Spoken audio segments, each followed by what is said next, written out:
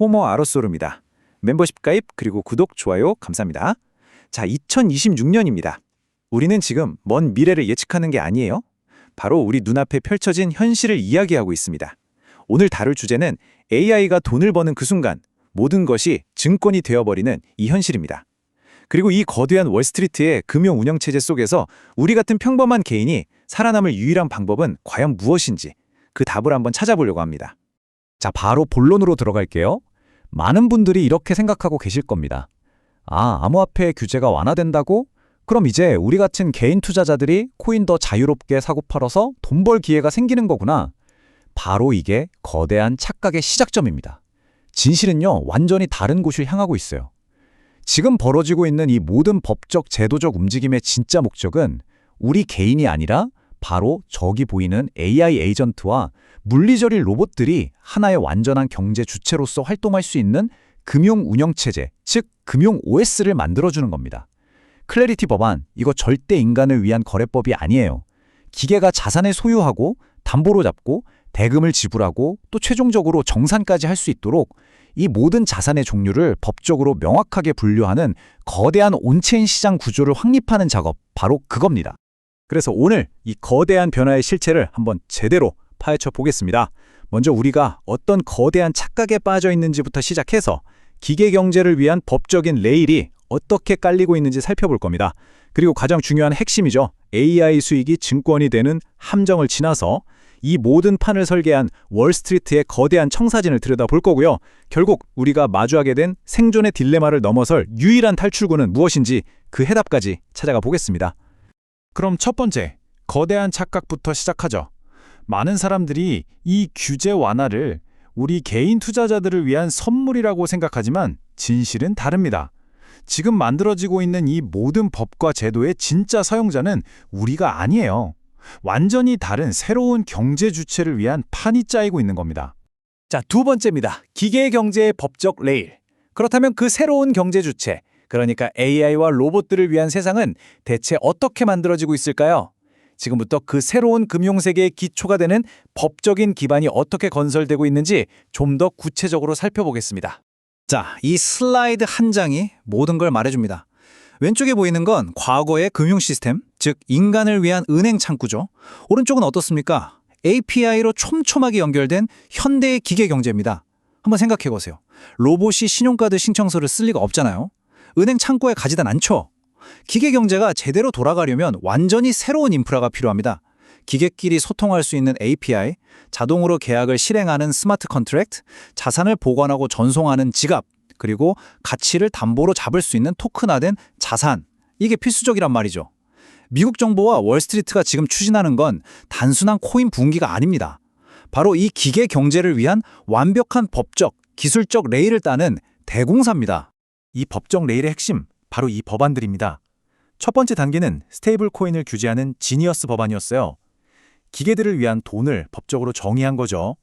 그리고 마침내 2025년 7월 클래리티 법안이 하원에서 294대 134라는 아주 압도적인 표차로 통과됐습니다. 지금은 상원 통과를 기다리고 있죠. 이 법안이 바로 전체 시장 구조의 뼈대, 즉 프레임워크입니다. 목적은 아주 명확해요.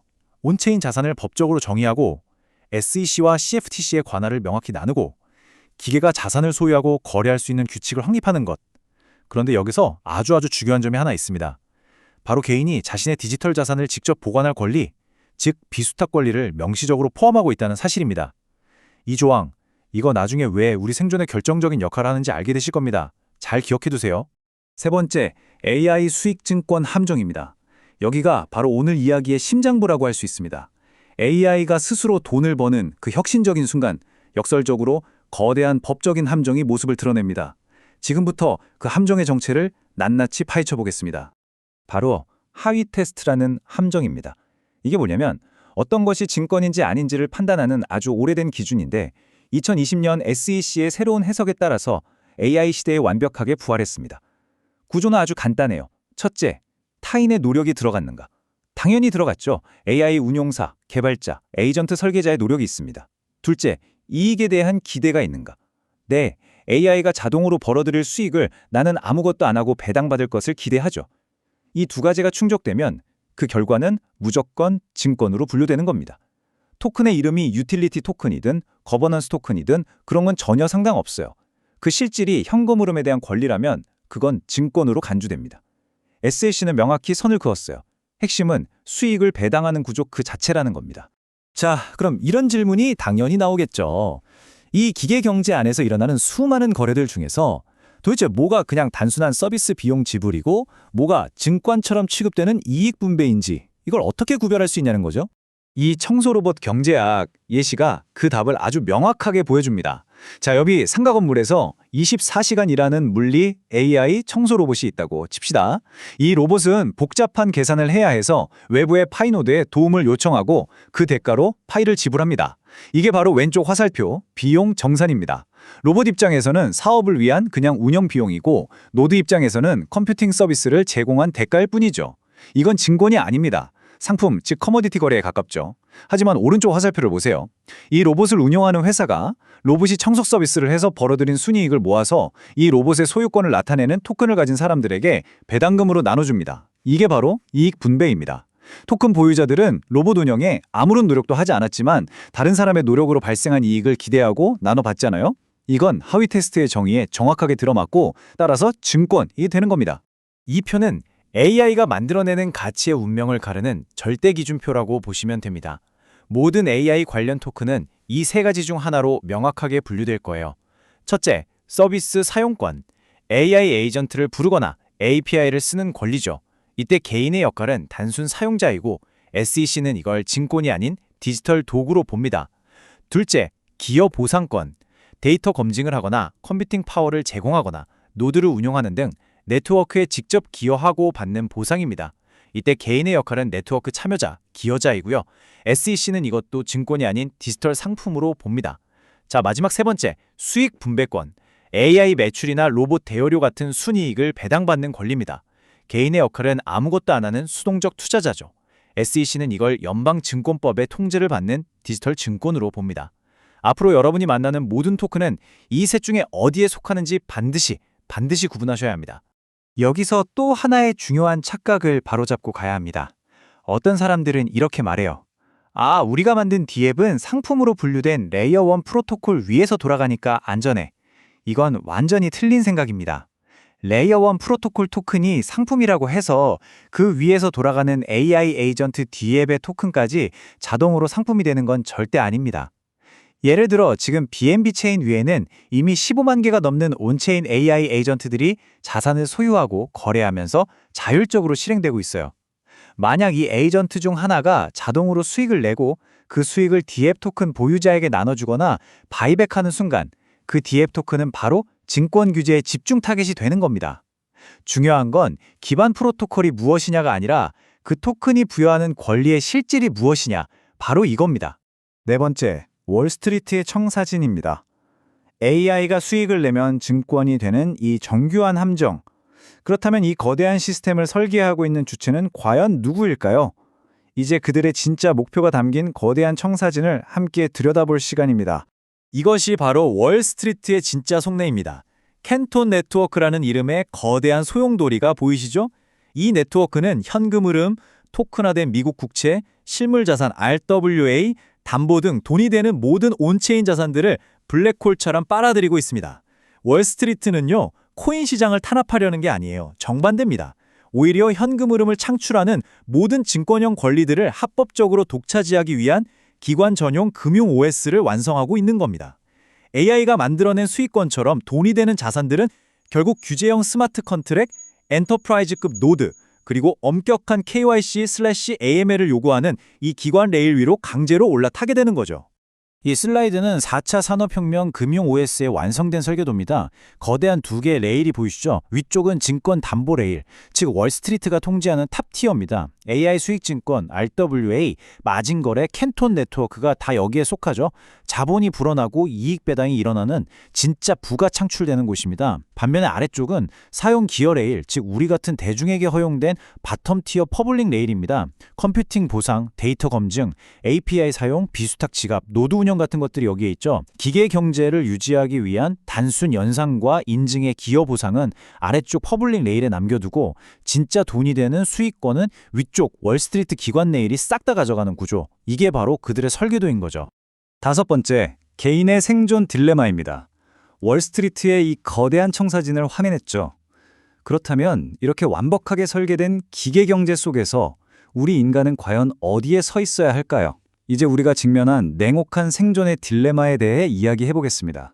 자, 이 차가운 시스템 앞에서 우리 개인은 어떨까요? 딱 두 가지 딜레마에 빠지게 됩니다. 첫 번째 딜레마. 그럼 나도 AI가 벌어다주는 돈을 받는 수익 배당 투자자로 남을까? 그 결과는 명확합니다. 월스트리트 기관들의 막대한 자본력과 규제 인프라에 밀려서 철저히 소외될 겁니다. 그들만의 게임에서 그냥 들러리가 될 뿐이죠. 그럼 두 번째 딜레마. 에이, 더러워서 안 해. 이 시스템에서 그냥 나갈래. 그 결과는 4차 산업혁명이 만들어낼 막대한 부의 분배에서 완전히 배제되는 겁니다. 자본도, 기관도, 로봇도 아닌 우리 인간은 이 거대한 금융 OS 안에서 대체 어디로 가야 하는 걸까요? 이제 마지막 여섯 번째, 유일한 탈출구를 찾아볼 시간입니다. 이 딜레마에 갇혀 있을 수만은 없죠. 막다른 길처럼 보이지만 분명히 새로운 길이 존재합니다. 그건 바로 우리의 역할을 수동적인 투자자에서 능동적인 네트워크 기여자로 완전히 바꾸는 겁니다. 이 그림이 우리가 가야 할 길을 아주 명확하게 보여주고 있습니다. 위쪽 길, 즉 투자 계약의 길은 SEC라는 거대한 문으로 막혀버렸습니다. 타인의 노력에 기대서 배당 수익, 즉 증권을 좇는 길은 이제 개인에게 허락되지 않은 위험한 길이에요. 대신 아래쪽에 넓게 열린 새로운 길이 있습니다. 바로 네트워크 기여라는 보호된 길입니다. 인간만이 할 수 있는 필수 자원을 제공하고 증권이 아닌 기업 보상을 획득해야 합니다. 이것이 유일한 해법입니다. 그렇다면 인간만이 할 수 있는 필수적인 기여 나누기 대체 뭘까요? 명확하게 세 가지가 있습니다. 첫째, 휴먼 인 더 루프. 기계는 절대로 복제할 수 없는 진짜 인간의 검증과 판단입니다. 둘째, 데이터 검증 및 신뢰 확인. 데이터의 진실성을 보증하는 그라운드 트루스를 제공하는 역할이죠. 셋째, 분산 컴퓨팅 및 인프라 제공. 즉, 노드를 직접 운영하면서 네트워크 자체에 힘을 보태는 겁니다. 이 세 가지 역할은 AI가 할 수 없는 우리 인간 고유의 영역입니다. 이 생존을 위한 마스터키는 바로 이 세 가지가 결합된 삼중 방패입니다. 첫째, KYC, 봇과 AI가 점령한 온체인 세계에서 당신은 검증된 실제 인간입니다 라고 증명하는 유일한 방어막이죠. 둘째, 비수탁, 넌 커스터디얼. 월스트리트 은행이나 중앙화 거래소에 내 권리를 맡기지 않고 기여에 대한 보상을 내가 직접 소유하는 겁니다. 바로 비수탁 지갑이죠. 셋째, 노드. 단순한 소비자가 아니라 분산 컴퓨팅과 검증 작업을 통해서 이 기계 경제의 필수 불가결한 생산자로 참여하는 겁니다. 이 세 가지가 하나로 결합될 때 우리 개인은 월스트리트에 종속되지 않는 독립적인 경제 주체가 될 수 있는 겁니다. 이건 인간의 역할이 사라진다는 그런 비관적인 이야기가 아닙니다. 노동의 진화에 대한 이야기죠. 과거 3차 산업혁명 시대에 공장의 톱니바퀴로서 육체 노동력을 제공하고 임금을 받던 노동자에서 4차 산업혁명 시대에는 AI와 로봇이 대체할 수 없는 검증된 지갑을 보유하고 노드와 데이터를 통해 글로벌 경제 OS에 연결되는 네트워크 기여자로 진화하는 겁니다. 인간은 사라지는 게 아닙니다. 지갑의 최종 권한자이자 기여에 대한 토큰 보상의 수령자로 그 역할이 진화하는 것뿐입니다. 결론은 명확합니다. AI가 창출하는 그 어마어마한 현금 흐름은 결국 월스트리트의 증권 레일이 통제하게 될 겁니다. 이 차갑고 거대한 기계경제의 금융 OS 안에서 우리 개인이 주권을 잃지 않고 살아남는 유일한 해답은 수동적인 투자자가 아니라 능동적인 기여자로 참여해서 스스로 보상을 수령하는 KYC 비수탁 지갑을 장악하는 것, 그것뿐입니다.